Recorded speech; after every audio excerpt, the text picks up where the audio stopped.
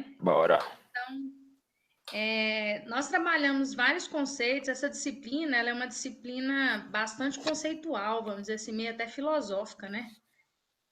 Quando a gente fala dessa disciplina, hoje eu enxergo a importância da disciplina dentro do contexto, porque faz meio que uma reflexão. Então, faz vocês terem uma reflexão a respeito da evolução da tecnologia, né? Então, ela tem mais ou menos esse contexto. Nós trabalhamos na primeira VA 2 atividades e na segunda VA 3 atividades online. Então, eu queria explanar com vocês, meio que corrigir mesmo as atividades online 03, 04 e 05.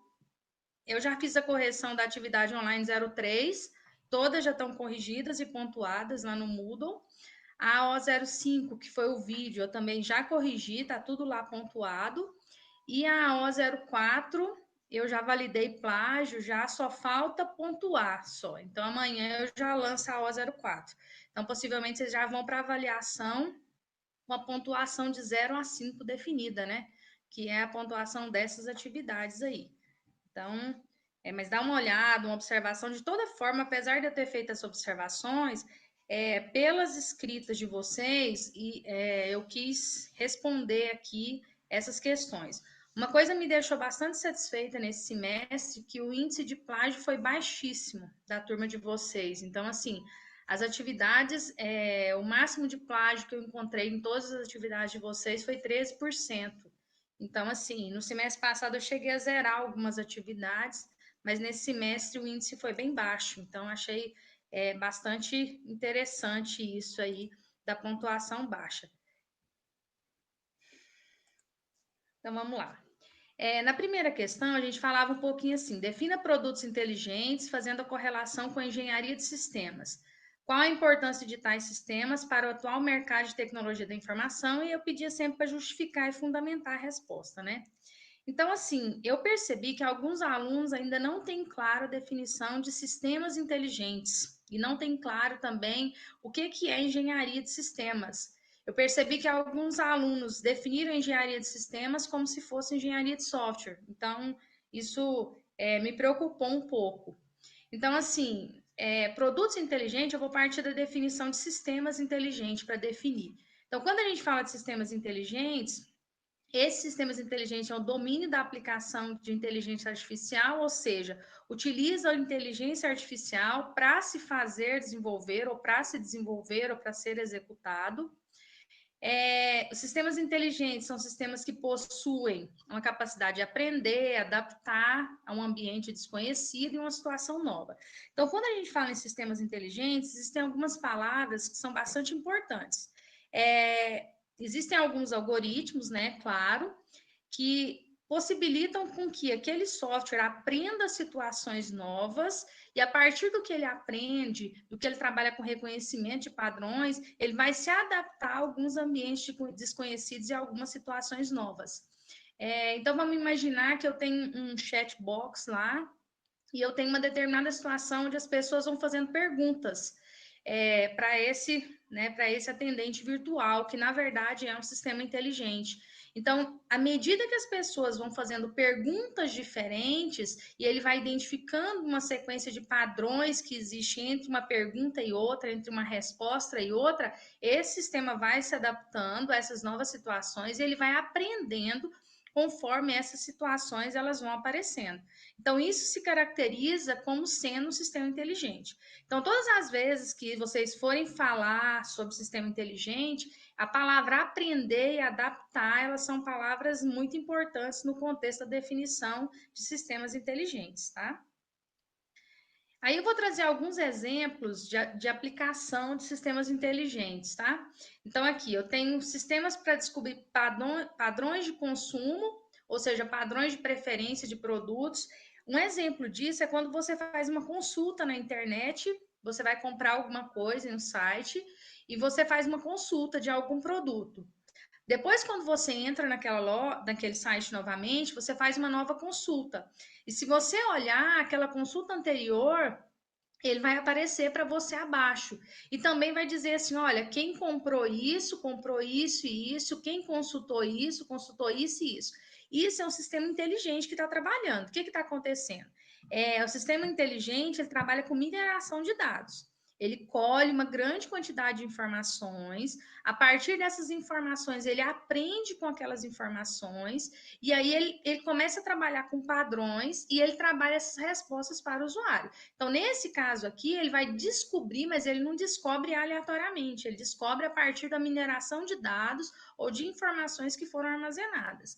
Por exemplo, como isso acontece? Se uma pessoa consulta por um computador X e ele também consulta por um livro, uma segunda pessoa faz a mesma busca, opa, existe uma identificação de um padrão. Então, quem pesquisar por isso pode ser que goste também desse outro produto. Então, por trás disso, existe uma sequência de algoritmos, existem também sistemas que trabalham com mineração de dados para poder reconhecer esses padrões e fazer e realizar as determinadas sugestões que aparecem no caso desses sistemas aí. Eu tenho sistemas para determinar o perfil de consumidores, que também se encaixa mais ou menos nesse exemplo que eu falei. Sistema para avaliar pedidos de crédito. Antigamente, quando você ia pedir um crédito, há alguns anos atrás, eles ficavam avaliando o seu histórico no SPC, Serasa. Hoje, os sistemas colhem uma quantidade X de informações e, a partir dessa quantidade X de informações, eles analisam esses dados e, a partir desses dados, eles fazem um retorno em relação se pode ou não pode trabalhar aquele crédito ali. O pessoal entrando aqui. Então, sistemas para avaliação de riscos de seguro, a mesma coisa, ou seja, ele tem uma sequência de informações suas. Vamos imaginar, eles analisam o sexo, analisam se você já teve algum incidente antes, né? Quantos seguros você já realizou, quantos acidentes já houveram ou não houveram. Então, assim, ele faz uma coleta de todas essas informações, analisa todas essas informações, trabalhando na mineração de dados, de outros algoritmos específicos, e avalia e dá um retorno em relação a, por exemplo, o risco de seguro. Sistemas para detecção de fraudes também, né? Ele trabalha com uma mineração de dados do mesmo jeito. Outro exemplo seria o sistema de previsão de mercados financeiros. Então, se você olhar hoje sistemas das bolsas de valores, eles trabalham com mineração de dados. Então, o que acontece? Além deles trabalharem o controle daquelas informações, eles cruzam as informações, mineram essas informações, buscando por padrões, por semelhanças, analisam a partir de padrões específicos e sugerem. São o que são trabalhados hoje sistemas de apoio à decisão também. Então, esses sistemas inteligentes, eles estão na área financeira, eles estão na área ambiental, eles estão na área pessoal, ele está em diferentes áreas atualmente. E a tendência é aumentar cada vez mais. Por quê? Porque a quantidade de dados trabalhados na internet, coletados na internet, ela é muito grande, ou em qualquer outro sistema. Então, o que acontece? Eu preciso ter algoritmos, ter sistemas que me ajudem a minerar esses dados, reconhecer padrões entre esses dados para auxiliar na tomada de decisão. Eu tenho sistemas para diagnosticar equipamentos com falhas. Vamos imaginar a seguinte situação: você tem uma empresa, você trabalha com plantação de cana, por exemplo. E lá nessa plantação de cana, você trabalha com a irrigação. E existem sensores nesses aparelhos de irrigação que coletam informações. Então, através de sistemas inteligentes, eu consigo identificar, a partir dessas informações que são encaminhadas através desses sensores, via satélite, eu consigo identificar possíveis fatores que caracterizam que eu preciso oferecer uma manutenção naquele sistema de irrigação, por exemplo.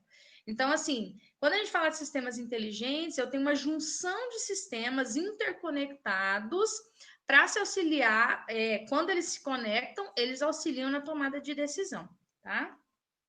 Sistemas para diagnosticar doenças e prescrever medicação é um dos mais utilizados hoje, foram um dos primeiros, né, que foram utilizados quando se trabalha com sistemas inteligentes. Sistemas para gerar configurações de computadores mediante características do cliente, também muito trabalhado atualmente. Sistemas de auxílio no domínio dos cuidados da saúde. Sistemas de configuração de entretenimento urbano. Jogos de computadores com inteligência artificial. Se você for utilizar qualquer sistema de streaming hoje, ele coleta as suas informações. Por exemplo, você acessa vários filmes, várias séries. A partir dos acessos que você realiza, ele identifica um padrão do que você gosta e do que você não gosta. Ele pega essas informações, cruza com outras pessoas, com outros usuários que têm mais ou menos os mesmos padrões, os mesmos gostos que você, e realiza sugestões a partir do que esses dois usuários, ou que mais de um usuário, por exemplo, ele está acessando naquele sistema. Então, é muito utilizado atualmente, tá? Gente, alguma dúvida? Tranquilo. Tranquilo? Tranquilo. Então, assim, nesse material de engenharia de sistemas para leigos, lá nesse capítulo, um livro, na verdade, que eu disponibilizei para você, um livro para vocês, um livro pequeno, ele menciona assim: produtos inteligentes são encontrados em qualquer lugar. Eles acompanham seus pacotes, controlam sinais de trânsito, voam aeronaves e o orientam para seu destino. Eles são o centro dos sistemas de serviço que você usa todos os dias, dos smartphones aos carros inteligentes, sistemas médicos, sistemas aeroespaciais e de defesa.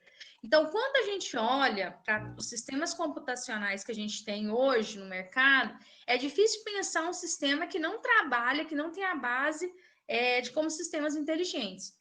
E cada vez mais os sistemas vão ser substituídos para sistemas inteligentes. Então, quando a gente fala de interconexão, eu tenho a internet hoje que possibilita a conexão entre vários equipamentos, entre vários sistemas. Então, assim, cada vez mais a tendência é que os sistemas se interconectem. Então, o que eu faço hoje manualmente, a tendência é que um sistema se agregue ao outro, se interconecte ao outro, para que haja essa comunicação, vamos dizer, automática, né? Que essa palavra automática eu não gosto muito de utilizar, porque atrás do automático existe uma programação, existe uma sequência de comandos, enfim. Então, a tendência é que esses produtos inteligentes, eles tomem cada vez mais conta do mercado e do nosso cotidiano. Outra coisa que ele fala é que produtos inteligentes, instrumentados, interconectados, revolucionam a forma como as pessoas interagem e executam suas tarefas diárias. Vamos pensar agora, a gente está nessa época de pandemia, né? Muitas pessoas que não utilizavam a tecnologia, elas tiveram que passar a utilizar a tecnologia. Eu conheço vários colegas professores que não eram da área de tecnologia, que eram totalmente contra a educação à distância e tiveram que começar a realizar webconferências, trabalhar com aulas virtuais. E hoje, alguns deles, gravar vídeos, e alguns deles, a maioria que eu converso, eles dizem que algumas dessas tecnologias eles vão continuar utilizando na atuação profissional deles.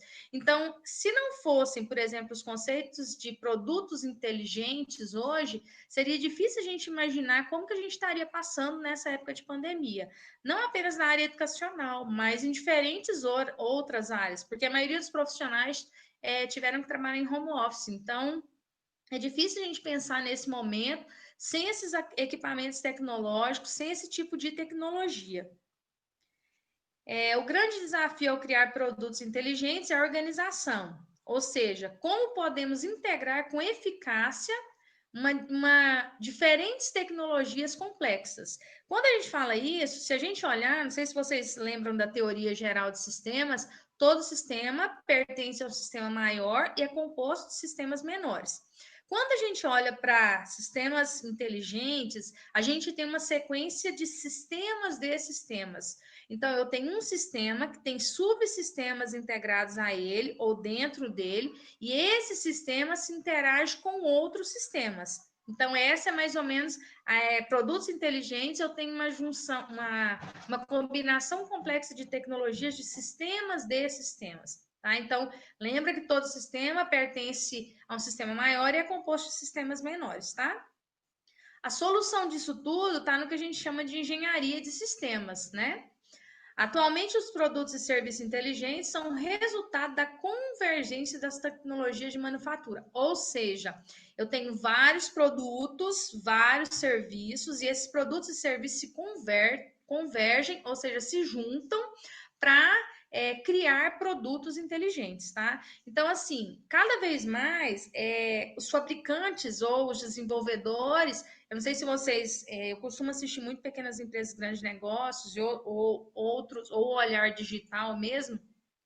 Várias empresas elas estão se adaptando, passando a vender online. Então, assim, foi uma gama de mercado que nós, profissionais da área de tecnologia, se a gente olhar, a gente está ganhando um mercado muito grande. Essa pandemia ela vai abrir um mercado muito grande para nós da área de tecnologia.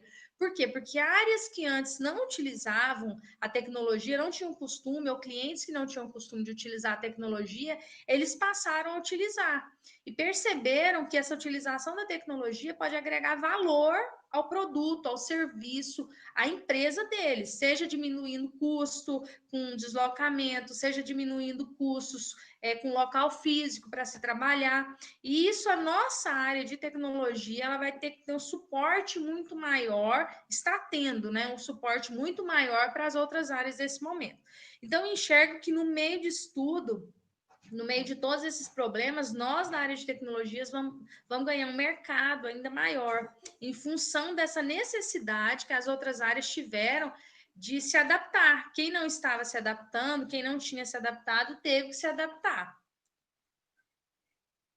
Nesse caso, eu tive uma mistura de ingredientes tecnológicos. Então, eu juntei vários ingredientes tecnológicos. Nesse caso, eu usei o computador. Vou citar um exemplo nosso aqui, né? Eu estou utilizando o computador, eu estou utilizando o Google Meet. Então, assim, é uma sequência de ferramentas ou de ingredientes que tiveram que se interconectar, sistemas de sistemas, para promover uma ação ou uma reação nesse momento de pandemia, tá? Eu estou citando um momento muito específico aqui. Então, outra coisa que produtos inteligentes, eles não são ilhas. Se a gente parar para pensar, alguns anos atrás, os produtos, eles eram desenvolvidos separadamente. Então, eram ilhas que ficavam separadas e elas não se interconectavam. Quando a gente vai para o conceito de sistemas inteligentes, os primeiros sistemas que foram criados ainda eram considerados um pouco ilhas, vamos dizer assim. Ele trata isso até nesse livro aqui. A partir daí, percebeu-se que Professora, quando eu faço a Oi, tá parado no slide. tá parado? Não, mas tá no slide mesmo. Mas é no Mas vocês 6 estão me mesmo vendo, que é não? pra cá? Não, no 13, não tá no 13, não? Ah, tá no 6, tem tempo. Tá no C. Credo, Não tá movimentando. Tá, agora tá escrito, tá no 13? Tá sim, tá. Sim. Isso. Agora foi? Foi. Foi. Quando acontecer assim, vocês me falam, tá? Que aí eu já mudo. Tá bom. Então, assim, produtos inteligentes, eles não são ilhas. Mesmo quando os produtos inteligentes eles foram criados, eles não tinham essa interconexão que eles têm hoje. Percebeu-se que quanto mais eu interligo sistemas, mais eu gero vantagem competitiva, mais eu gero um valor agregado ao serviço para oferecer para o cliente. Então, por exemplo, existem tecnologias de carros que eu, por exemplo, instalo um aplicativo no celular, a partir do aplicativo desse celular, eu consigo identificar onde o carro está, eu consigo identificar o nível do óleo, eu consigo identificar a calibragem do pneu, eu consigo, por exemplo, identificar a temperatura, eu consigo destravar as portas, travar as portas, fechar os vidros. Então, assim, isso é um exemplo de um produto inteligente. Eu peguei um carro que foi desenvolvido, desenvolvi um aplicativo, várias tecnologias que se interconectaram, e através da conexão via satélite eu consigo coletar essas informações. Então, por exemplo, você está andando no carro, acontece um acidente. Quando acontece um acidente, automaticamente ele já liga para um número do bombeiros ou polícia, ele já liga automaticamente e liga para um número que você cadastrou ali naquele carro. Outra característica, se alguém tentar abrir o carro, tentar forçar a porta, automaticamente ele não liga. Esse carro não liga, não sai do lugar. E aí depois tem uma sequência de processos que tem que ser feitos. Então, o que acontece? Eu tenho uma evolução tecnológica para poder gerar valor agregado. Isso eu nem estou colocando, por exemplo, um sensor de movimento. Dentro do carro, o carro consegue identificar quando uma pessoa está com sono ou não está com sono. Então, existem tecnologias que auxiliam o usuário, nesse caso o cliente, dando um valor agregado através de produtos que são considerados inteligentes. Bafômetro integrado, né, professora? Oi? Pode colocar também o bafômetro integrado no painel de instrumento, porque Isso. quando o usuário do veículo for dirigir, se o bafômetro identificar o nível de álcool acima, o carro não funciona, né? Isso é um item de segurança. E vai chegar um momento que eu acho que todos os carros vão, assim, se a gente olhar a evolução, olhando para esse lado, vai chegar um momento que todos os carros vão ter. E esse sistema não vai ligar. Então, se a gente for olhar, a tendência é integrar serviços que outras pessoas fazem manualmente, como nesse caso, verificar, o policial vai lá através do bafômetro, verifica, né, o teor de álcool, o índice de álcool. Então, vai chegar um momento que a tendência é integrando todos esses produtos. Então, a gente tem carros hoje que ele tem Wi-Fi nesse próprio carro. Então, assim, a gente olha uma sequência de tecnologias que vão sendo agregadas, que antes elas estavam separadas e elas vão estar cada vez mais integradas. Nesse caso, se a gente olhar o nosso nicho de mercado, ele aumenta muito. Então, assim, a gente olha, alguns setores vão estar estagnados agora nesse processo da crise. A área da tecnologia, ela está meio que sustentando as outras áreas hoje, se a gente for olhar nesse sentido. E eu acredito, assim, a partir de algumas leituras que eu tenho feito, que isso vai aumentar cada dia mais. Então, assim, a tendência nós, da área de tecnologia, é ter um mercado cada vez mais ascendente para poder integrar essas áreas, criar produtos cada vez mais inteligentes, tá? E aí, engenharia de sistemas. A gente falou sobre produtos inteligentes, sistemas inteligentes. Juliana, Oi, um minuto. Eu acho que o slide está travado de novo. Eu estou tá? acompanhando aqui pelo lado, estou falando a parte da engenharia. Eu tô na 14 aqui. Deixa eu sair. Isso, agora mudou. Mudou? Tá. Mudou. Então, assim, quando a gente fala de engenharia de sistemas, a gente falou assim: toda vez que a gente fala em conhecimento hoje, a gente pensa em interdisciplinaridade.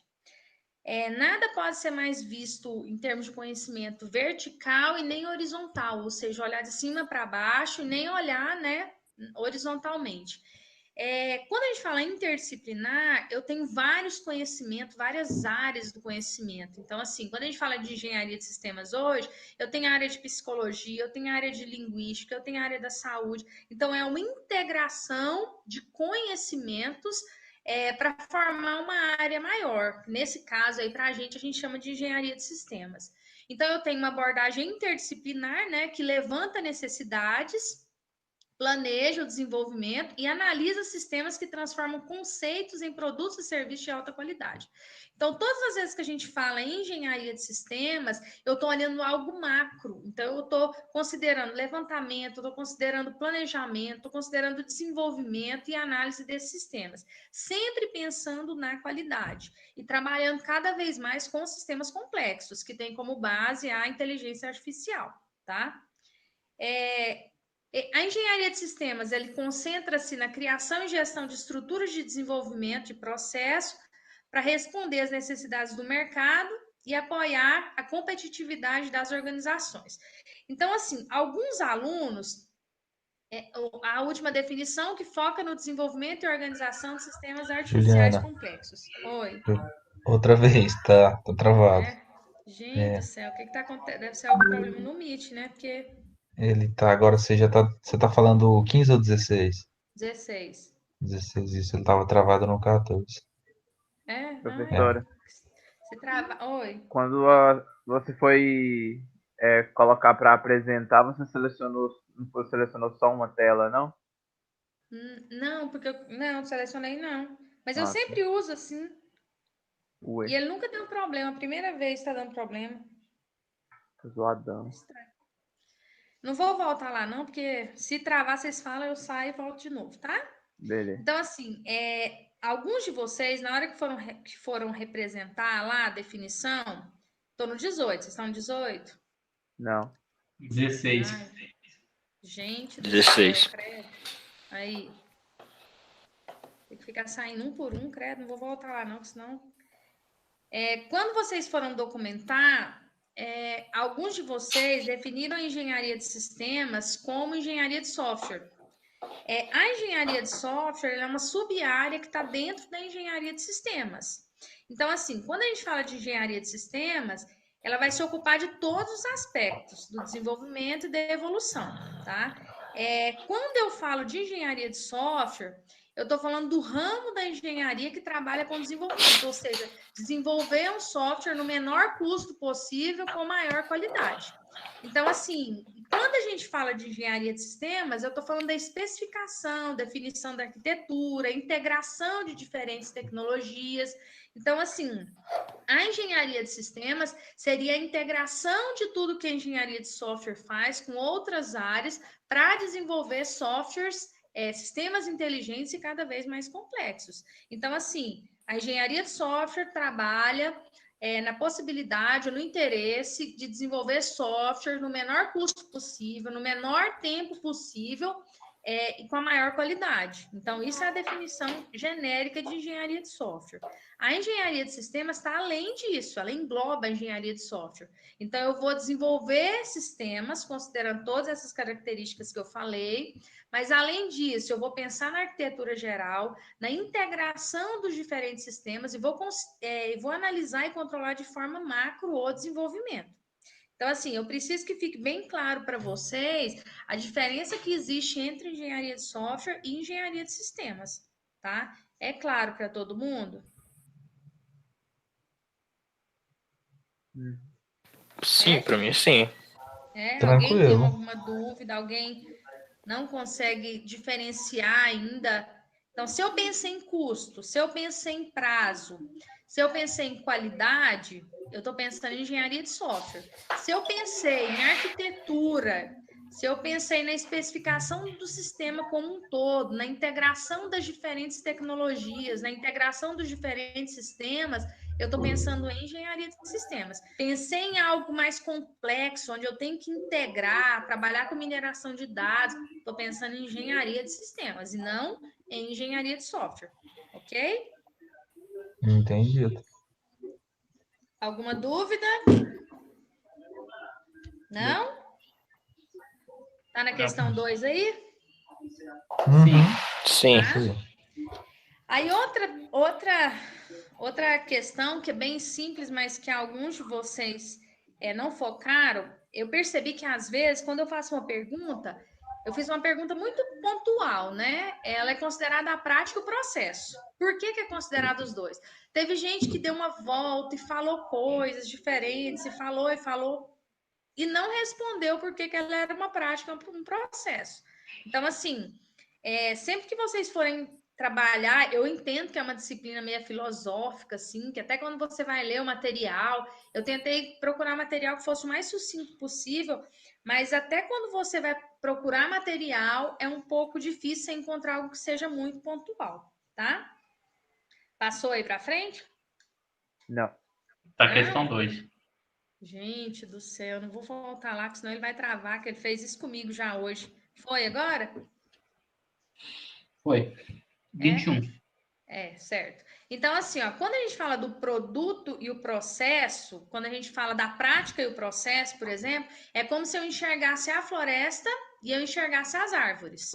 Se eu olhar para uma floresta e enxergar as árvores, eu estou olhando o processo. Se eu olhar para a floresta como um todo, eu estou olhando a prática. Tá? Então, seria um exemplo assim, uma analogia bem simples de trabalhar. Como prática, a engenharia de sistema se preocupa com o cenário geral, ou seja, como o sistema funciona, como se comporta de forma geral, como ela faz a interface com seus usuários, ou seja, como é que está acontecendo a interação com o usuário e outros sistemas, sistemas com sistemas, interagem e procurem reunir várias disciplinas da engenharia no trabalho conjunto. Então, assim, olhei para ela como sendo uma prática, olhei para o cenário geral, olhei para esse sistema, olhei como esse sistema se integra com esse sistema, como o sistema se comporta. Observaram que eu estou olhando o limite do sistema e não estou olhando para dentro do sistema, não estou detalhando esse sistema, eu não estou olhando cada característica específica. Então, nesse caso, a engenharia de sistemas é considerado uma prática. Se a gente olhar como processo, caracteriza-se como uma abordagem sólida para o desenvolvimento. Ou seja, eu penso dentro das características específicas. Se eu olhar em termos de disciplina, eu vou olhar cada disciplina separada. Se eu olhar em termos de ações que estão acontecendo, eu vou pensar em cada item separado um do outro. Eu não estou olhando o todo, eu estou olhando as partes. Então, por isso ela é considerada uma prática e um processo ao mesmo tempo, tá? Sair, né? Voltar. Aí, alguma dúvida em relação a essa questão 2? Não. Não? Então, bem. Tranquilo, deu pra sanar Então, assim, olhei para alguma dentro, coisa aí. olhei as subcaracterísticas, processo. Olhei para o todo, interação de um sistema com o outro, eu estou olhando a prática, tá? Então, assim, não adianta eu dizer, engenharia de sistemas é só o todo. Não. Lembra sempre, todo sistema é composto de sistemas menores e pertence a um sistema maior. Então, nos sistemas inteligentes, eu tenho sistemas de sistemas. Ah, professor, você esqueceu de falar qual a correlação de engenharia de sistemas com sistemas complexos. A engenharia de sistemas ela não trabalha a junção de várias características, a combinação entre elas. Quando eu faço essa combinação, eu estou trabalhando com sistemas inteligentes. Então, ao se desenvolver sistemas inteligentes, a engenharia de sistemas ela dá um suporte para se trabalhar com sistemas inteligentes, para se desenvolver, para gerir sistemas inteligentes, tá? Na questão 3, tinha pergunta assim, considerando a evolução tecnológica e as perspectivas para os próximos anos, como você analisa a correlação entre ciência, tecnologia e sociedade?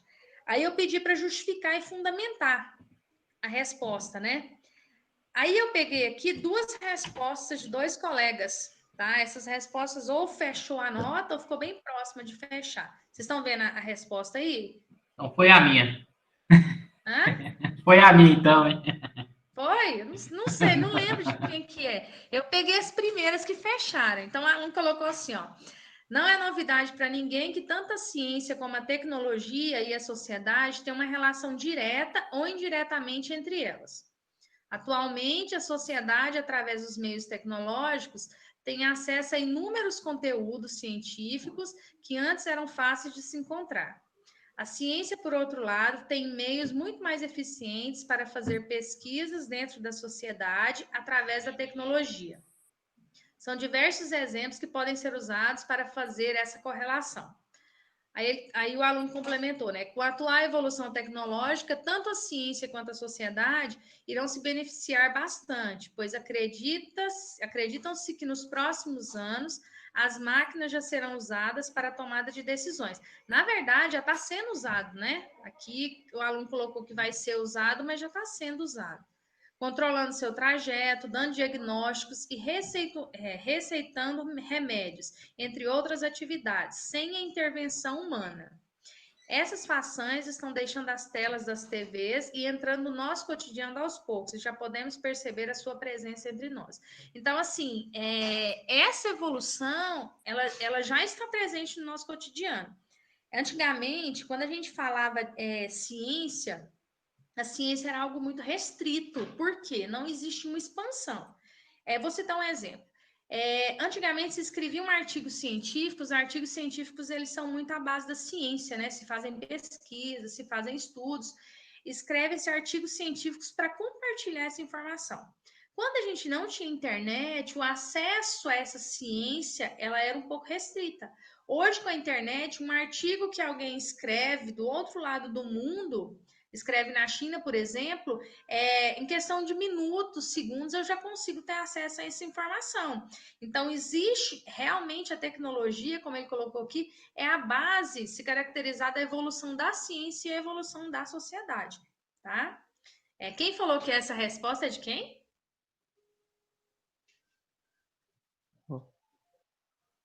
De quem que é? Alguém falou que era dele aí. Acho que o Cleiton. Foi o Cleito que falou? Eu não sei se é do Não, Cleito. não é minha, não, professora. Eu não tenho essa capacidade ainda, não. É ruim, hein? O cara é um gênio, esse aí. Não, mas eu vou te dizer assim, que muitas escritas tiveram escritas muito boas. E aí, assim, quando a gente lê, porque o aluno, como nós somos da área de exatas, a gente não tem o hábito muito da leitura, né? Isso é uma característica nossa. E quando a gente lê, a gente pensa assim, nossa, há plágio em algumas questões. Não que a gente duvide da capacidade dos alunos, mas é porque enquanto graduando a gente não tem esse hábito de ler, nós da área de tecnologia. Mas eu faço questão de analisar o plágio antes, porque aí eu já sei se foi o aluno que escreveu mesmo, se não foi. E a tendência, pelo menos nas minhas disciplinas, e até um projeto de pesquisa que eu tenho feito, tá o segundo ano já desse projeto de pesquisa, da evolução dos alunos. Então, assim, por mais que vocês digam que existe uma resistência em relação à educação à distância, por exemplo, eu estou dizendo nas minhas disciplinas que eu ministro elas presencialmente, as mesmas disciplinas, presencialmente à distância. A evolução do aluno de forma geral, nas disciplinas à distância é maior, as notas são maiores. Então, assim, se olhar a média, dá muita diferença de uma questão para outra. Então, assim, é um estudo que eu tenho feito para poder tentar chegar num ponto comum onde se possa trabalhar. Então, assim, para as próximas disciplinas, eu já tenho um formato diferente de aulas semanais à distância, para poder tentar gerar um denominador ainda maior do que eu já estou trabalhando. Então, assim, eu percebo uma evolução muito grande. Aí eu venho, tem alunos que trabalham comigo 4 disciplinas à distância. Quando eles começam a engenharia de sistemas de informação, depois eles vão para engenharia de software, depois vão para engenharia de requisitos e depois vão para projeto de software. A evolução do aluno da primeira disciplina até a última, daqueles alunos que realmente fazem, ela é bastante expressiva. Então, assim, isso não estou dizendo eu, é a mineração dos dados que eu tenho feito do aluno. Então, assim, eu vou lá no Moodle e pego informações, são planilhas e planilhas. Quantos acessos o aluno fez, quanto tempo ele ficou, se ele fez isso, se ele fez aquilo. Então, a mineração desses dados tem me mostrado respostas positivas em relação a isso. Tá? Então, assim, é um projeto de pesquisa que eu estou trabalhando para poder chegar à conclusão que eu já tenho uma hipótese, mas eu quero comprovar através dos dados. Né? Alguma dúvida, gente? Não. Vocês estão tão caladinhos, nosso Deus. Tem aí 19 alunos, né? Eu não estou olhando o chat porque eu estou lá, que tem muita gente que escreveu aqui. Sim, sim, sim, sim. Não sei. Agora que eu olhei, eu estou olhando o chat aqui, eu não tinha olhado, não. Então vamos lá. Na questão 4, falou, na sua concepção. Ah, não, desculpa, eu tenho mais uma resposta que eu quero ler, que outro aluno colocou lá, tá? O aluno colocou assim: eu analiso da seguinte forma: acredito que a ciência e a tecnologia possam andar juntas, mas a sociedade talvez fique um pouco atrás, por não estar tão habituada com a automação e produtos inteligentes.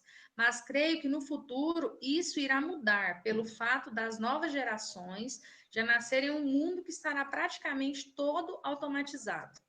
A tecnologia não vai parar de evoluir, juntamente com a ciência. Então, cabe a nós, como sociedade, buscar evoluir ou andar juntos com essa evolução que acontece a todo momento no mundo. Outro fator que talvez possa vir a prejudicar um pouco é a questão das desigualdades sociais, onde somente alguns terão o privilégio de usufruir da automação, enquanto outros não poderá, assim fazendo com que a sociedade fique para trás. Então, esse aluno, ele trouxe uma visão diferente, mas ele trouxe uma visão, na minha opinião, correta. Ele falou um pouco da desigualdade, mas também, apesar de ter tido um foco totalmente diferente do aluno anterior, ele mostrou uma perspectiva da evolução. Algumas características, quando a gente fala que, ele diz assim, ó, por não estar habituado com automação e produtos inteligentes. A nossa geração, eu vou dizer assim, né, eu tenho 40, né, possivelmente a maioria de vocês é muito mais novo que eu, né? Então, assim, a minha geração, eu participei de uma geração com uma evolução tecnológica totalmente diferente. Então, eu vi a internet nascer, vamos dizer assim, né? Então, eu participei desse processo. E quando a gente olha hoje, a evolução, por exemplo, teve de 90 para 2000 em 10 anos, de 2000 para 2010, o que antes acontecia em 10 anos, hoje, se a gente olhar, acontece praticamente a cada dois anos. Então, assim, eu lendo esse livro essa semana, eu relendo, né, esse de sistemas para leigos, a IDBM, quem leu viu lá que um usuário, ele tem na vida dele informações 1000 terabytes de informações. Vamos imaginar que eu na minha vida vou gerar em termos de dados 1000 terabytes. Quanto que esses 1000 terabytes eles vão me influenciar ou vão influenciar outros setores a tomar decisão? Então, vamos supor, eles estão usando agora os dados do celular, de localização do celular, para poder analisar a questão do distanciamento social. Se não houvesse essa interconexão através dos sistemas inteligentes, será que seria possível a gente gerar uma análise tão rápida, vamos dizer assim, em termos de qual é o percentual das pessoas que estão em isolamento social? Então, se a gente olhar isso, aí fala assim, mas teve até uma discussão no início em termos da questão da ética dos dados, são dados sigilosos. Todo mundo caracteriza como sendo dado sigiloso, mas tudo que você instala no seu celular tem os termos que você aceita sem ler, e ali eles dizem que se você aceita utilizar seus dados e tal.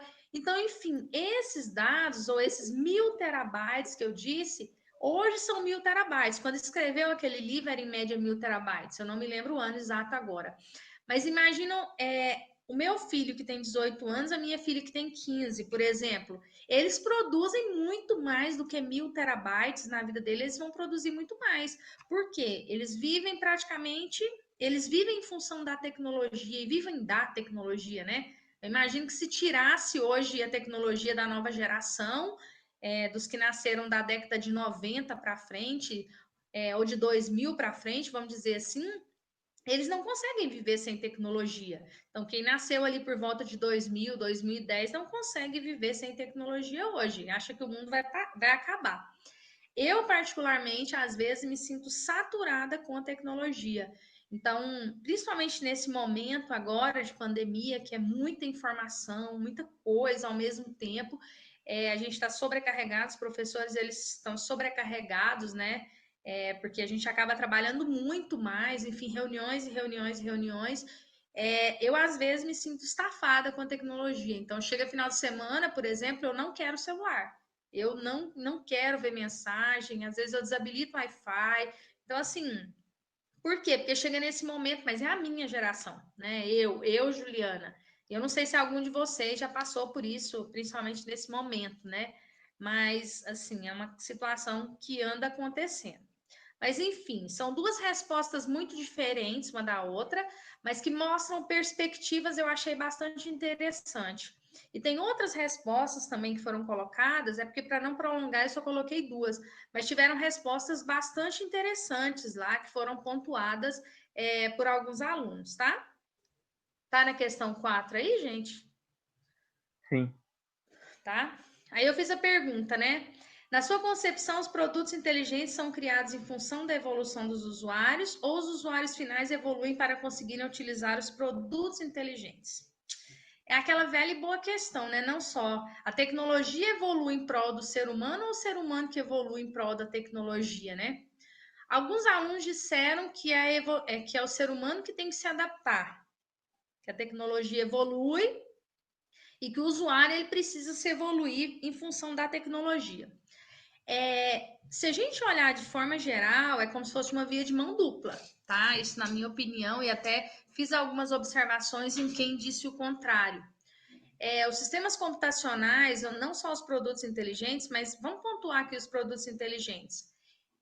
Por exemplo, eu tenho hoje, a partir do meu celular, eu consigo controlar várias coisas, né? Eu consigo controlar câmeras, eu consigo controlar vários itens. Vamos imaginar, tá? Não acontece tudo isso, né? Mas, gente, vamos gerar uma hipótese. Eu controlo o meu carro, eu controlo várias características da minha casa, eu ligo e desligo equipamentos, enfim.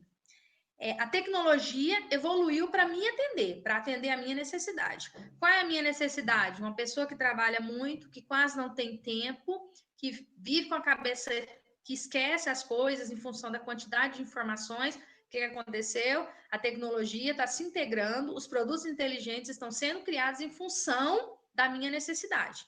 Mas eu, Juliana, também tenho que me evoluir para poder conseguir utilizar esses produtos inteligentes que estão sendo criados, né, de forma cada vez mais inteligentes. Então, assim, alguns alunos disseram que é a tecnologia que evolui para o ser humano, ou é o ser humano que evolui para a tecnologia.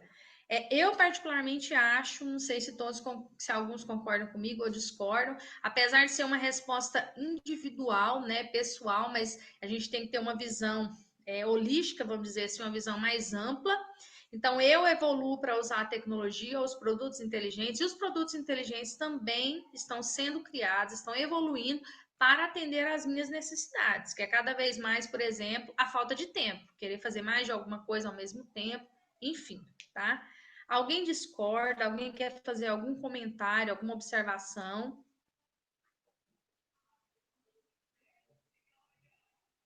Não? Aí tiveram duas respostas que eu queria ler. Esse aluno aqui, ele lê, né? Ele escreveu assim, ó, os dois, como dizia Lavoisier, nada se cria, tudo se transforma. Eu imagino que muitos desses produtos surgem através de outros produtos e através de usuários que viram uma necessidade. Um exemplo disso são as redes sociais, que antigamente era bem robusta, exemplo, MSN, Orkut, e formam surgindo as necessidades. E hoje temos o Instagram, o Facebook, o WhatsApp, né, que tem características bastante diferentes, né, tecnologias diferentes dessas outras anteriores. Creio que esses produtos foram criados a partir desses outros produtos. É claro que tinha uma tecnologia, houve a evolução da própria tecnologia, a evolução do ser humano em si, do usuário, e esses produtos foram evoluindo para atender outras necessidades. Na minha opinião, os usuários finais evoluem para conseguir utilizar os produtos inteligentes. De fato, temos muitos produtos inteligentes espalhados pelo mundo, mas nem sempre todas as pessoas conseguem utilizar esses produtos. Um exemplo disso são as gerações mais velhas, que resistem muito a essas tecnologias. Meus avós, por exemplo, não conseguem utilizar o aplicativo GPS. Outra coisa, tem muitos países pobres que nem sequer sabem da existência desses produtos inteligentes. Enquanto a China está produzindo as famosas pulseiras inteligentes, Mi Band na África, muitos nem sabem o que é Facebook, ou seja, muitas das vezes não há disponibilidade para todos. Eu coloquei essa resposta, porque assim, na minha opinião, tá? Apesar de o acesso à tecnologia ela ser diferenciada, não são todas as pessoas que têm acesso à mesma tecnologia, eu sei que existem, vamos dizer assim, populações mais remotas, com menor nível de acesso à informação, que podem chegar até a não conhecer, mas eu enxergo isso como sendo cada vez menor a cada ano. Então, a tendência é que as pessoas comecem a evoluir cada vez mais. Eu não sei se vocês concordam comigo, mas, por exemplo, né? Tem pessoas que não têm um carro, não tem uma casa, trabalha dia e noite, compra um celular caríssimo, de 8.000 reais, por exemplo. E eles compram um celular, compram um iPhone aí de 8.000 reais, por exemplo. Então, assim, não tem um carro, não tem uma moto, mas compra. Porque a tecnologia, muitas vezes, hoje, ela virou um status, ela é sinônimo de status, né? Então, quando a gente olha essas características, aí já é uma outra vertente social também, que a gente poderia trabalhar, mas é a questão de olhar a tecnologia como status, o acesso à tecnologia, o que a tecnologia me propicia como sendo um status, que foi parte do que essa pessoa respondeu aqui, tá? Outro aluno colocou assim: os produtos são criados em função das necessidades do usuário final. Deixa eu voltar aqui, provavelmente vocês não estão vendo, né? Estão vendo essa resposta agora? Sim. Gente, alguém fala no áudio aí para mim? Sim, sim. É?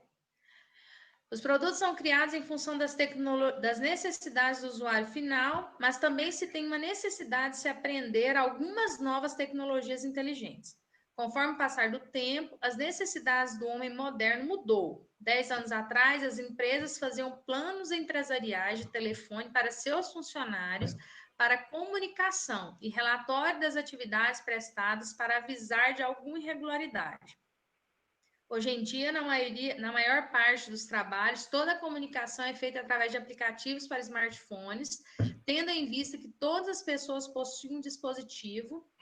Ele passou de uma ferramenta de entretenimento e possivelmente estudo para uma ferramenta de trabalho essencial.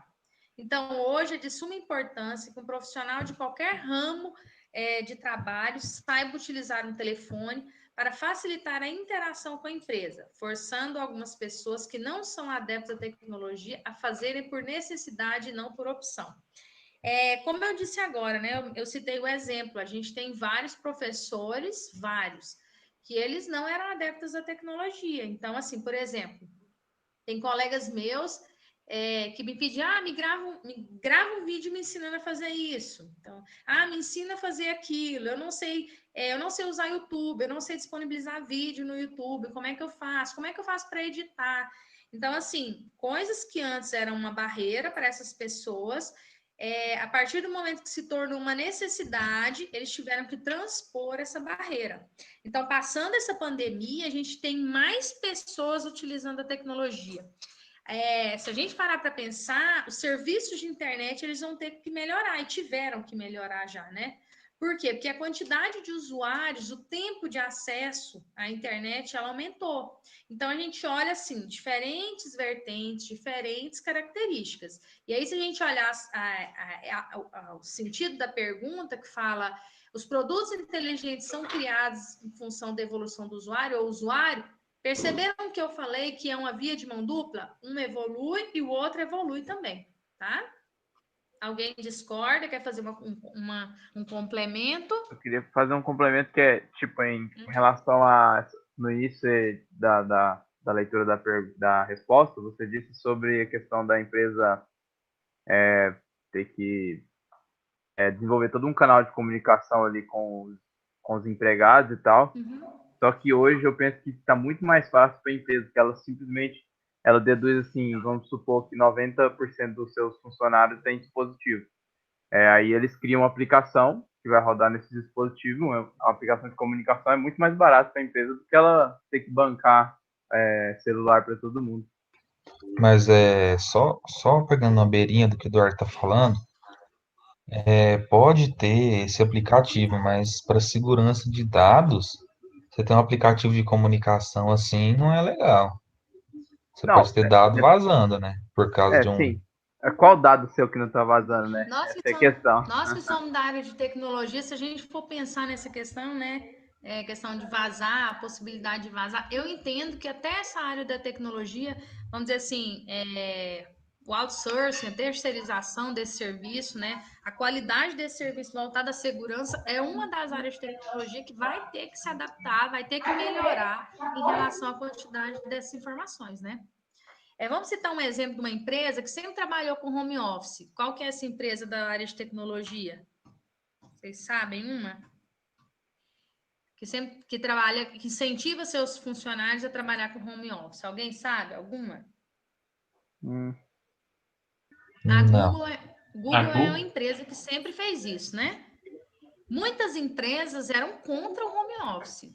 E não sei se vocês já perceberam que tiveram empresas que tiveram que fechar seu endereço físico e, segundo eles, não vão abrir os endereços físicos novamente. Por quê? Porque a empresa está funcionando do mesmo jeito, sem ter aquele lugar físico de ter que pagar o aluguel e tal, está funcionando do mesmo jeito. Então, assim, se a gente olhar, depois que passar isso tudo, a tecnologia ela vai ter que passar também por um processo de adaptação total, se a gente olhar tudo. O colega levantou aí a questão da segurança, né? A gente sabe, a gente vê que houveram problemas atualmente em relação ao presidente, a segurança dos dados, né? Isso é uma característica que vai ter que melhorar. O acesso à internet é outra característica que vai ter que melhorar. Então, assim, eu entendo que todo esse processo vai ser um processo de adaptação. Nós, profissionais de TI, estamos tendo que nos adaptar. Por que nós estamos tendo que nos adaptar? Os que não eram acostumados a trabalhar à distância, realizar reuniões ou trabalhar com desenvolvimento de aplicativos, muitos estão tendo que se adaptar. Eu conheço empresas aqui em Anápolis que eles não tinham foco em trabalhar com desenvolvimento de aplicativos. O que aconteceu? Com a questão da pandemia, eles mudaram o foco de desenvolvimento dele. Por quê? A maioria dos clientes que estão procurando para esse fim. Pode falar. Ô, professora, é um exemplo na empresa onde eu trabalho, sabe? Eles sempre faziam reuniões, eles têm sede em Tocantins, em Porangatu, e sempre fazia reuniões, tinha que vir para a empresa, sabe, aqui em Goianésia. Aí, com essa pandemia aí, eu acho que quando tudo acabar, eles já vão mudar um pouco, né? Porque sempre estão fazendo reuniões online, que até economiza mais, né? É Só assim, que eles por não exemplo, enxergavam isso. Não. Quando eu moro aqui em Anápolis, às vezes tinha reunião em Goianésia. Eu falava, eu não vou me deslocar daqui para participar de uma reunião de 2 horas e depois voltar. Tinha pessoas que eram contra isso. Falava, não, tem que comparecer. Eu falava, gente, a minha presença virtual, naquele momento, caracteriza a mesma coisa. Eu estou ali presente, né? Eu estou participando. Mas, assim, tem empresas realmente que não enxergavam isso. E que agora elas vão ter que se adaptar a todo esse novo processo. E no caso que você falou, para que o funcionário se deslocar do Tocantins, correr o risco, ele está na estrada, se acontece um acidente, é por conta da empresa, para que correr todo esse risco se a tecnologia pode ser utilizada para isso, para facilitar, para diminuir a distância, né? Que inclusive é uma das características. Sim, e o custo também, né? O tanto que vai economizar. Além do custo, mas mas é porque assim, ó, é aquela questão que a gente fala de paradigma. O que é paradigma? Modelo padrão. Tem empresas que elas seguem um certo paradigma tradicional e ela não aceita aquilo. Então, para ela, aquilo é uma coisa inadmissível. Ela não aceita isso. Mas agora esses profissionais, donos de empresa, estão tendo que quebrar paradigmas. Que a tecnologia veio para agregar. E você acha que agora quem passou a utilizar a tecnologia para muitos meios vai deixar de usar essa tecnologia? Não vai, muita coisa não vai voltar, tá? Mais alguém quer fazer algum comentário, alguma observação? Não? Lá no fórum da Só, OZ4, pode falar. era só complementar falar alguma coisinha sobre o home office que o pessoal falou, mas eu vejo que o home office é uma coisa que pode acontecer no futuro. Mas o nosso país em questão não está bem preparado para home office, não. A maioria dos sistemas das empresas rodam locais, né? Para acessar, você tem que usar uma VPN, por exemplo.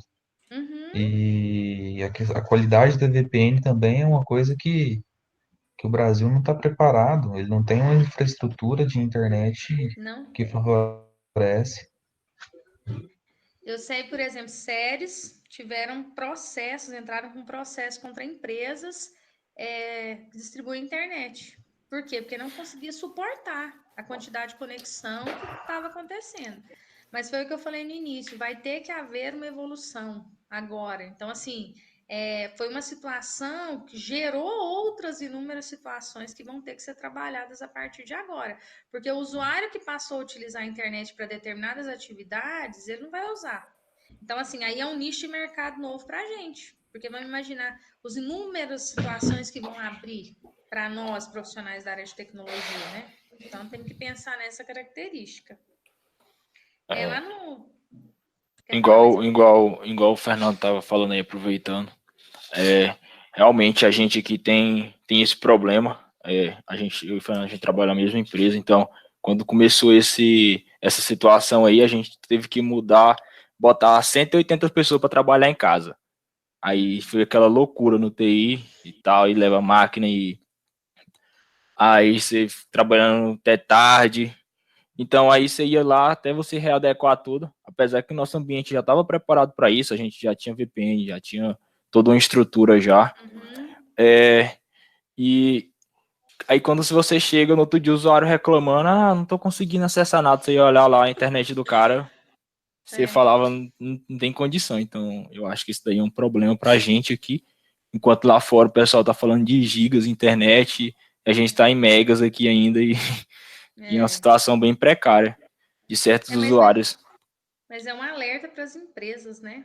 Que as empresas vão. Agora gerou um certo alerta, meio que acendeu o vermelho, que algo tem que ser feito, né? Então, assim, a gente olha um problema aí micro, né? A cidade de Goianésia. Mas se olha o estado de Goiás é a mesma coisa, se olha Brasil é a mesma coisa. Então, é um problema nacional nosso, né? Um problema, é uma deficiência do Brasil em relação a isso. Então, é algo que vem até a título de mistério, né? Tecnologia tem que ver essa questão. Então, enfim, assim, é uma coisa bastante, uma mudança que vai ter que acontecer realmente. Então, no AO04, que foi o único que eu não corrigi ainda, como eu disse, eu já analisei plágio, olhei algumas. Lá falava de engenharia de sistemas e computação cognitiva. Aí eu mostrei alguns temas lá, né? Eu distribuí 10 temas para vocês e fiz uma pergunta inicial, que era assim, ó, em alguns momentos me pego realizando a seguinte indagação: até onde conseguiremos chegar com os avanços tecnológicos? Se a gente parar para pensar hoje, se eu perguntar para vocês até onde a gente vai conseguir ir com os avanços tecnológicos, vocês conseguem imaginar qual é o limite disso tudo? Algum de vocês consegue imaginar qual é o limite disso?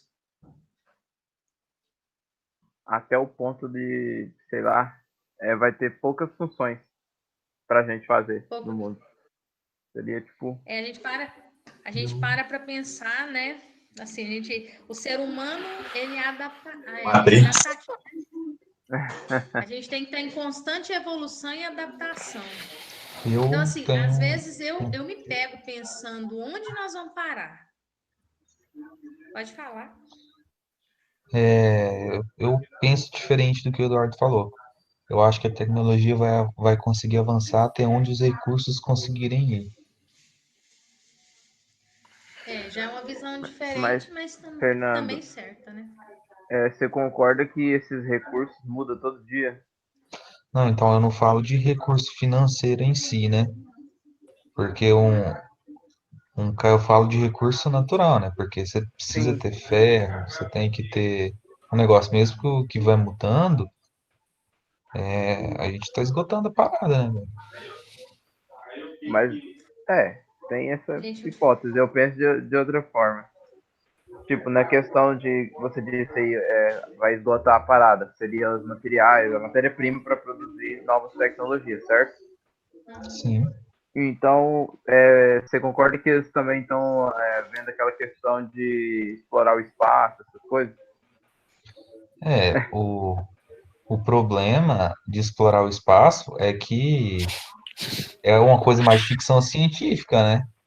Acho que não, hein? Realidade, cara. Na verdade, assim, professora, só fazendo um adendo aí ao que os meninos estão comentando. Na verdade, assim, no nosso planeta mesmo, a riqueza de minerais, tem muitos minerais aí que são desconhecidos e alguns que estão em fase de conhecimento. Por exemplo, o nióbio, né, que tem uma troca de calor muito mais rápida.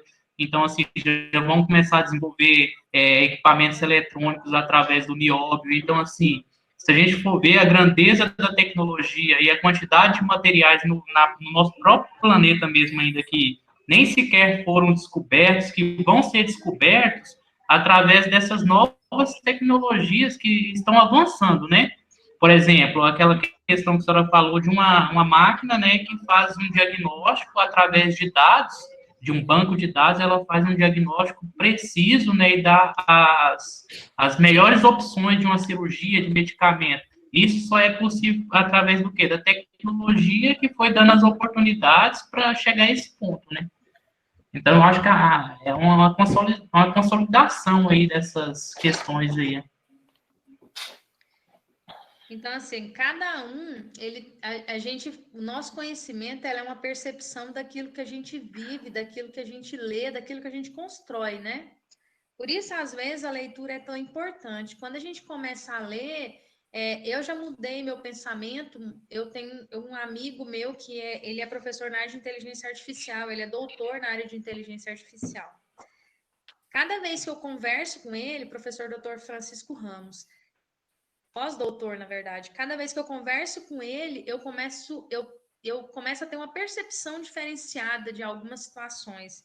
Então, assim, eu acredito que alguns produtos, alguns recursos naturais, eles estão se esgotando, mas eu acredito também na renovação de outros produtos naturais sendo encontrados.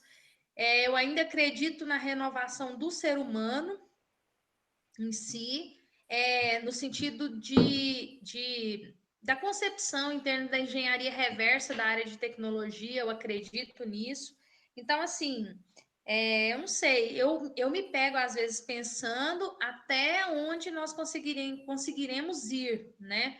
Quando a gente fala, por exemplo, não sei se vocês têm a mesma percepção que eu, mas quando o senhor fala assim, esse osso foi encontrado, essa ossada foi encontrada, ela tem 3 milhões de anos. Então, assim, aí eu fico pensando, nossa, 3 milhões de anos para chegar aqui, então existe uma evolução a partir, sei lá, de 3 milhões de anos para frente. Então, assim, se isso aqui antes foi mar e agora não é mar mais, como a área científica, ela mostra isso, a ciência mostra. Então, assim, isso olhar no lado da ciência, né, gente, que eu estou olhando. Se a gente for olhar por esse lado, cada vez que você lê, você vai construindo o seu pensamento a partir da evolução tecnológica. Então, assim, nós, como profissionais da área de tecnologia, eu vou falar nessa evolução. A partir da internet, eu acho que a internet foi um marco na nossa atuação profissional. A internet foi um marco também da vivência do ser humano em si, da aquisição do conhecimento. E agora eu enxergo a computação cognitiva, os sistemas inteligentes, como sendo outro marco. Porque, assim, houve uma mudança de paradigma a respeito de como realizar as ações. Eu ter que ir presencialmente fazer e eu, com um aplicativo, com um celular, eu consigo interligar tudo, ligo a minha geladeira ao supermercado, eu ligo o sensor, o ar-condicionado a um sensor. Então, assim, eu entendo isso como sendo, na minha concepção, uma mudança de paradigma. Ou seja, o ser humano está tendo que se adaptar a partir de várias características. Se a gente olha, por exemplo, hoje, as geladeiras que saem, elas saem com uma tecnologia bem avançada. Se a gente olha agora aquela nova tecnologia que está sendo testada para as televisões, que daqui a uns dias nós vamos ter uma experiência diferenciada com televisão, com acesso à informação, com o tipo da informação, nós vamos ter uma interação maior. Opa! Então, nós saímos de uma televisão que tinha poucos pixels, que ela era preta e branca, esverdeada, e agora nós vamos ter uma televisão aqui no Brasil, né? Vou dizer assim, que nós vamos poder interagir de forma mais pontual. Então, assim, se a gente parar para pensar até onde a gente vai, eu não consigo enxergar limites, porque muita coisa que eu com 20 anos imaginava que nunca aconteceria, hoje acontece, eu enxergo um futuro muito maior em relação a isso. Então, assim, cada um de vocês tem uma opinião diferenciada e nem por isso a opinião de um ou de outro está certo ou errado. O que é importante é ter opiniões, todo mundo tem. O que diferencia uma opinião da outra é o quanto você consegue embasar a sua opinião. Não é a dizer, vai ser isso. Não, eu acho isso, por isso e aquilo. É o quanto eu embaso a minha opinião. E se a gente olhar nessa área da engenharia de sistemas, por isso que eu falei que hoje eu enxergo a importância da disciplina, porque eu consegui tirar uma reflexão de muitos alunos que antes eram muito técnicos. Eu já fui professora presencialmente de muitos alunos e eles eram muito técnicos, pragmáticos ali. E de repente eu vi certos alunos filosofar sobre a área de tecnologia. Então, assim, isso é uma coisa muito pontual. Então, assim, se me permite, eu tenho alunos que são aqui presentes que são muito técnicos. E eu ouço eles falar de forma bastante, vamos dizer assim, filosófica. Se me permite, o Lucas mesmo, Noleto, ele é ele é um aluno extremamente técnico, porque eu já dei aula para ele presencialmente, mas eu percebo nas reflexões dele um olhar não tão técnico quanto eu já tive opinião de presenciar isso. Não sei se você concorda com isso, Lucas. Eu acho que depois que eu entrei, assim, realmente, que eu fui encaminhado na área que eu trabalho, eu fui encaminhado para uma área, assim, eu compartilho da mesma visão que você. É, eu acho que a gente está vivendo um momento, assim, que a gente está crescendo muito. Então, quando você começa, assim, uma área que eu nunca tinha ouvido falar, antigamente você chegava para mim e falava assim, Lucas, o que é automação de processo? Cara, a primeira vez que alguém chegou para mim e falou assim, olha, eu quero que você estude isso, que falou para mim, você sabe o que é automação de processo? Falou para mim a primeira vez, eu falei, opa, não sei o que é isso não. Aí eu fui pesquisar, e você vai correr atrás disso aí, somente dá aquele pulo, assim, você abre, aí quando você vai olhar, você tá o mundo inteirinho rodando em torno disso, pessoas deixando de fazer atividades repetitivas, ao mesmo tempo comunidades se movendo, é, eu estou participando de um grupo aqui do pessoal do governo, então o governo lançou um edital agora para o pessoal desenvolver um chatbot para a área da saúde. Então, tipo assim, você vai vendo aquela movimentação inteirinha. Outra comunidade ali desenvolvendo pandas, que é igual a gente estava falando, mexe com inteligência artificial, IA. Então, tipo assim, você vê aquele monte de gente se envolvendo, pessoas, grupo mexendo com selênio, que é onde você mexe também com raspagem de dados. Vamos supor, a pessoa sai varrendo dados e colhendo informações para poder estudar realmente. Então, você vai olhando assim, a comunidade toda se mexendo, se abre assim, você vê, nossa, onde que a gente vai parar mesmo?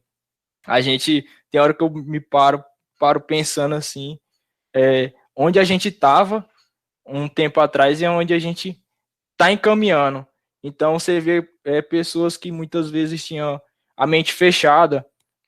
Lá onde eu trabalho, as pessoas tinham muito aquele negócio de você ficar fazendo atividade repetitiva. E hoje a gente pegou algumas pessoas da contabilidade e deu kick-off num projeto de RPA. Então, a atividade daquela pessoa vai passar a ser automatizada e ela está ali participando e até a mente dela se abre também para novas possibilidades.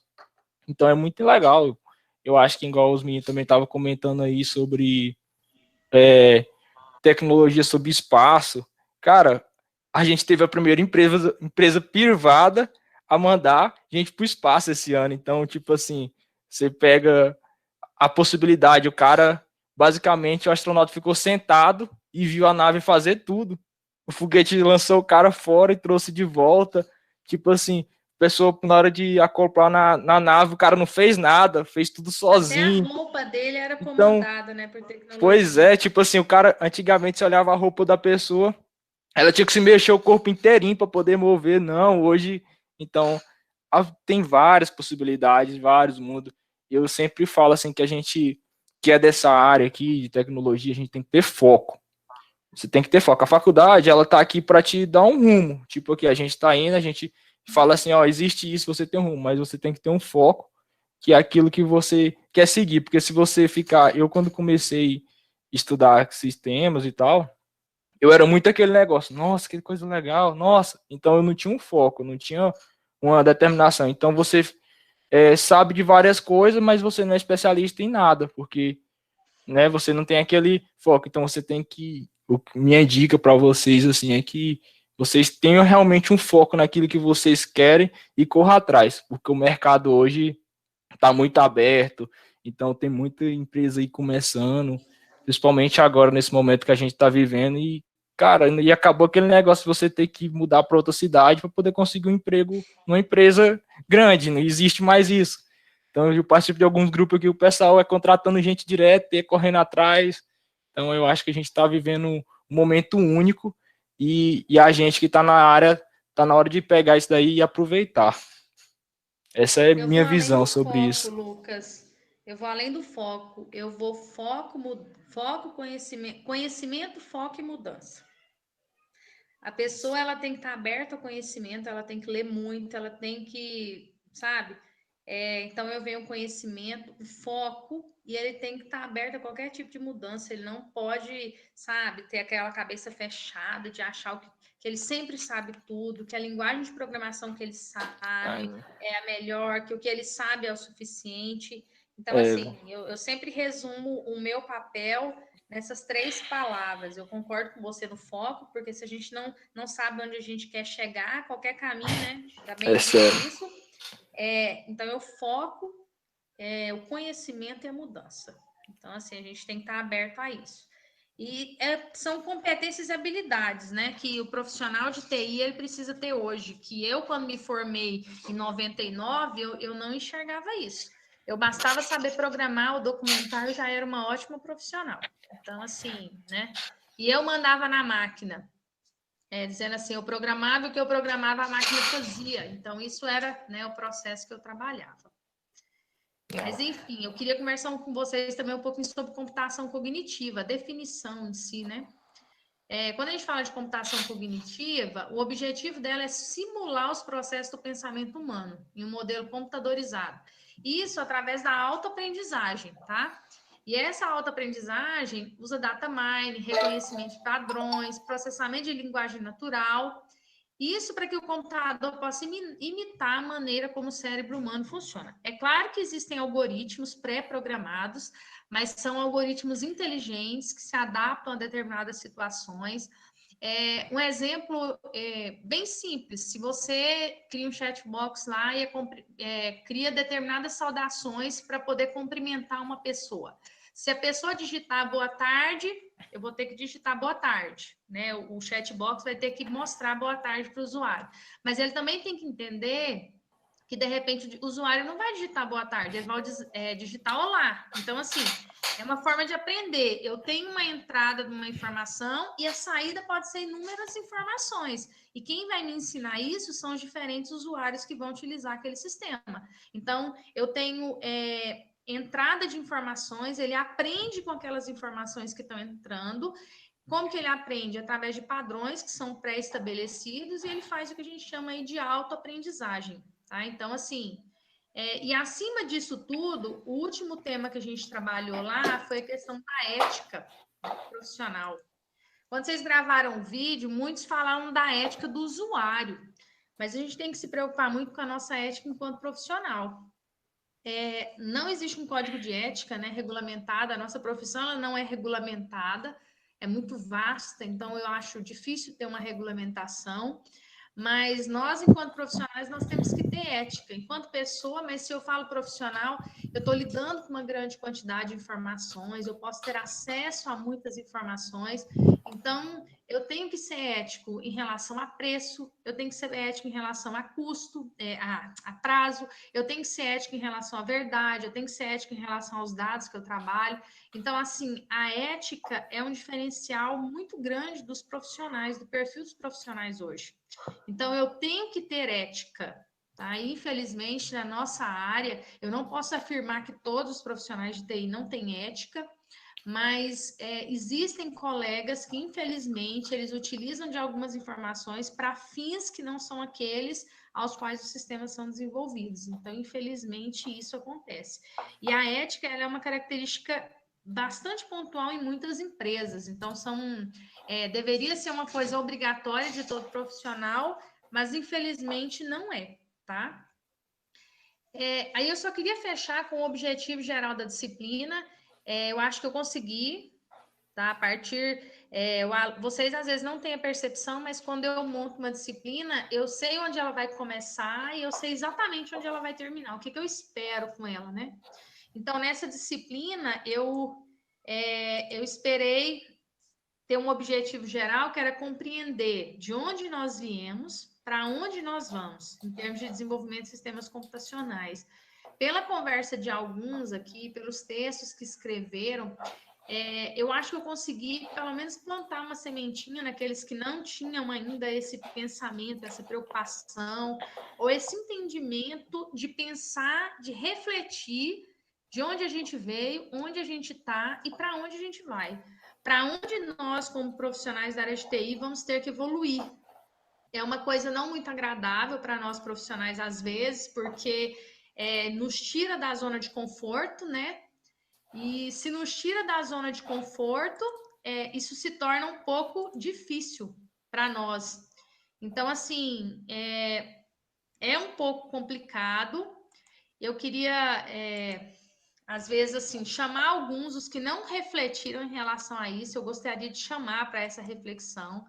Não sejam profissionais estáticos, sejam profissionais dinâmicos, sejam profissionais que tenham um perfil de olhar adiante. Eu ouço muito aluno dizer assim, eu brigar porque Java é a melhor linguagem de programação, Java é só mais uma linguagem de programação, e vão ser criadas inúmeras, principalmente quando a gente fala de sistemas inteligentes. Então, assim, se você não sabe muitos desses conceitos, você tem condições de aprender, porque a internet oferece isso. Então, assim, não existe distância em termos de conhecimento quando a gente fala de internet. Tudo está ali à sua disposição. Então, assim, se você quer ser um bom profissional, se você quer atuar no mercado da área de tecnologia, espaço vai ter muito, porque vai crescer muito, mas você precisa estar bem capacitado, aberto a mudanças. Vou no que o Lucas falou, foco, mas também não esqueçam do conhecimento, e não esqueça que vai mudar, tudo vai mudar. Então, assim, nos tira da zona de conforto em relação a isso, mas é algo que a gente precisa compreender, precisa pensar, tá? Eu vejo alunos, por exemplo, quando eu assumi essa coordenação à distância, eu não gostaria de ter assumido a coordenação se tivesse outra pessoa para assumir. Não que eu não goste do curso, nada disso, mas o momento não me propiciava isso em relação ao transporte daqui para aí. Mas quando eu assumi a distância, algumas pessoas achavam que a distância seria um impedimento antes, porque já houve essa possibilidade de eu assumir a coordenação à distância, indo presencialmente algumas vezes. E naquele momento achou-se que isso seria um empecilho. E hoje a pessoa que achou que isso seria um empecilho está tendo que trabalhar à distância hoje, está vendo que funciona também. Então, assim, vamos buscar evoluir. Sempre pensa nisso, né? Busca ler. Se você não tem um hábito de ler, aqui na disciplina a gente filosofou um pouco, né? Mas procura ler. Igual a gente começou a disciplina falando sobre epistemologia do conhecimento, né? Não sei se... Eu acho que a maioria de vocês não sabia o que era isso. E se perguntar... Eu pergunto para os meus alunos aqui em Anápolis, por exemplo, um dia a gente conversando, eu falei, epistemologia do conhecimento, eles não têm essa disciplina. E aí eles falaram, professor, o que você está falando? Isso aí não é da nossa área, da área da educação. Aí fui explicar para eles o que era, né? Então, assim, tenho sempre em mente onde eu vim, onde eu estou e para onde eu vou, em termos de tecnologia, tá? Então, quando eu falo de epistemologia do conhecimento, só para relembrar, é a origem do conhecimento, de onde veio. Então, eu estou na tecnologia hoje, mas se você parar para pensar, por exemplo, eu, Juliana, eu estou hoje na minha atuação profissional com mais de 20 anos de atuação. Se eu olhar de onde eu vim na internet de escada, eu vim programando nisso, eu vim utilizando o disquete 3/8. Então, assim, se eu olhar essa evolução toda e olhar onde eu cheguei, pensar onde eu vou chegar, isso tem que servir de combustível para mim, enquanto profissional, para conseguir alcançar o que eu quero. Ok? Alguém tem alguma consideração, alguma coisa que quer acrescentar? Eu acho que quando a gente conversa, quando a gente ouve, quando a gente vê pensamentos diferentes, assim, eu particularmente gosto muito. Quando alguém discorda de mim, eu adoro, porque é uma capacidade que eu tenho de aprender com o pensamento do outro, né? Que o outro é bem diferente, e aí eu gosto muito. Às vezes tem pessoas que se sentem incomodadas, eu particularmente eu gosto disso. Quem não falou, quer falar alguma coisa, quer compartilhar um pouco do seu conhecimento com a gente? Não? Ninguém? Tem alguma dúvida? Alguém?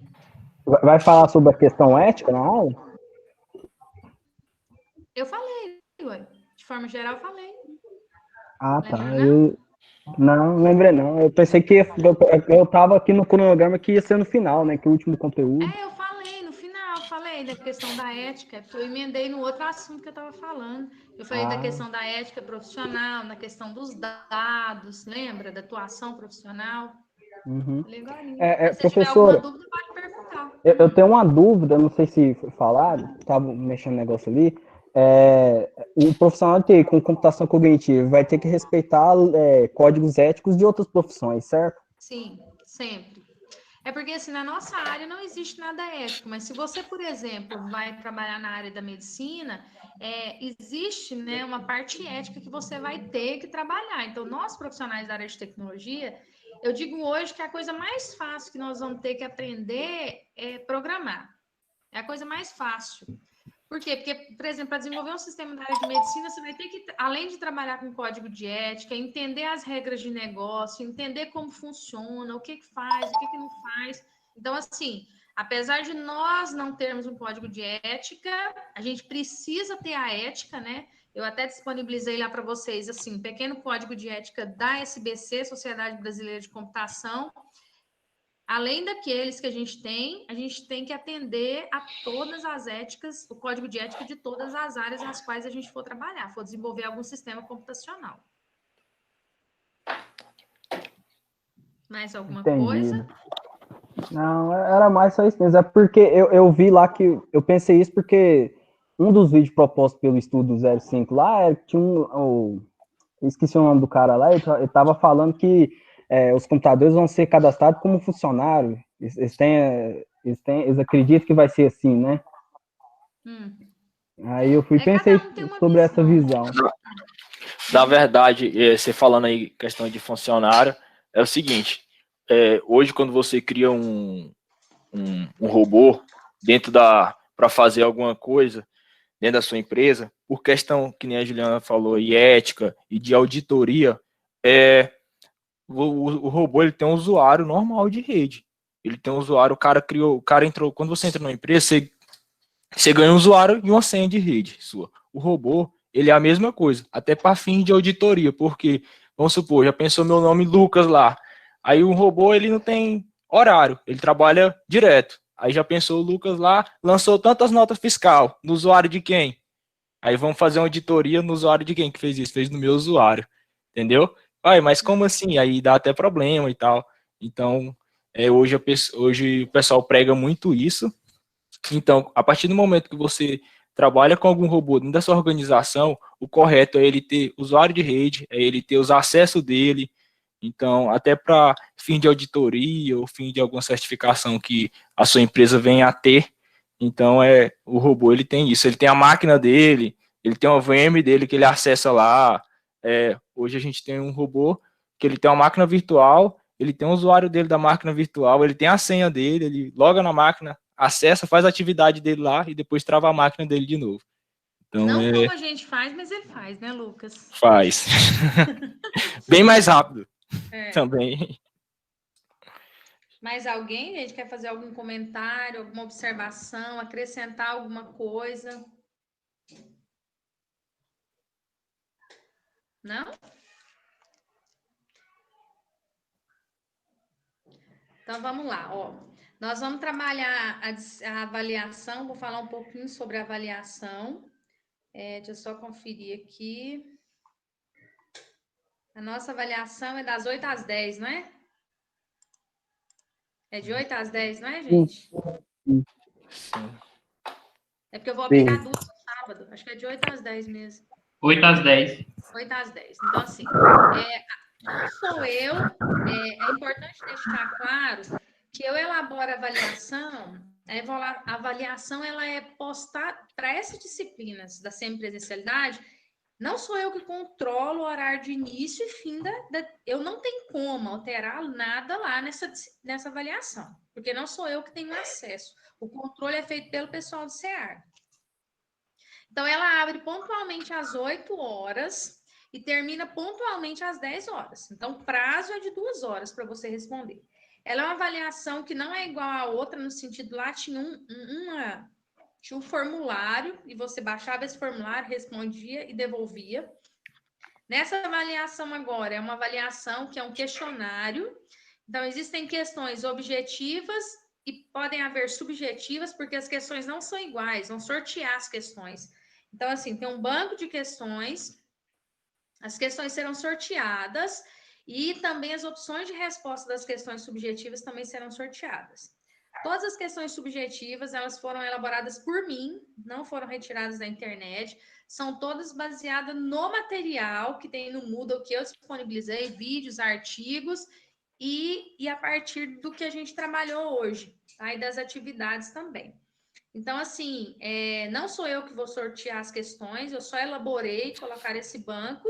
Então, cada aluno vai ter questões diferenciadas, em ordens diferenciadas, enfim, tá? Então, só queria chamar a atenção, porque da outra vez teve um aluno que, 2 minutos depois eu não consegui postar. Não tem o que fazer, porque não sou eu que controlo isso. E também cada aluno tem só uma tentativa para poder responder as questões. Então, você tem um prazo de 2 horas. Dentro dessas 2 horas, você pode responder a avaliação, mas é uma única vez. Uma vez que você encaminhou, aí acabou, não tem como você refazer a avaliação. Essa avaliação vale 5 pontos, tá?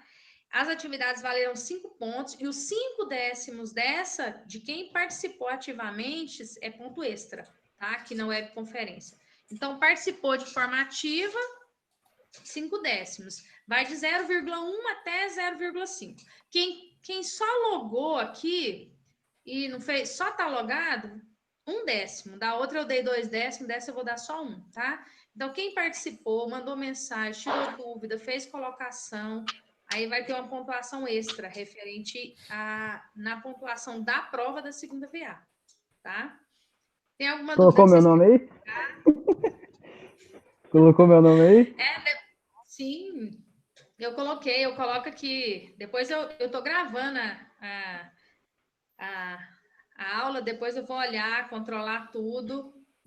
Juliana, lembra de mim aí, hein? Eu tô de óculos escuros aqui, mas é porque eu falei pra senhora, eu fiz cirurgia no olho, tá ruim. Ainda bem que você me explicou isso. Eu pensei que você era um soldador, chegou do trabalho e esqueceu de tirar o óculos. Mas correu tudo bem a cirurgia? Graças a Deus aconteceu bem. Eu tô enxergando uns 80%, mas quando eu forço muito no computador, no celular, aí fica ruim. Vai com calma, então. Gente, eu esqueci de dizer, tem uma questão que ela não é pontuada, tá escrita lá assim, avaliação diagnóstica, questão diagnóstica.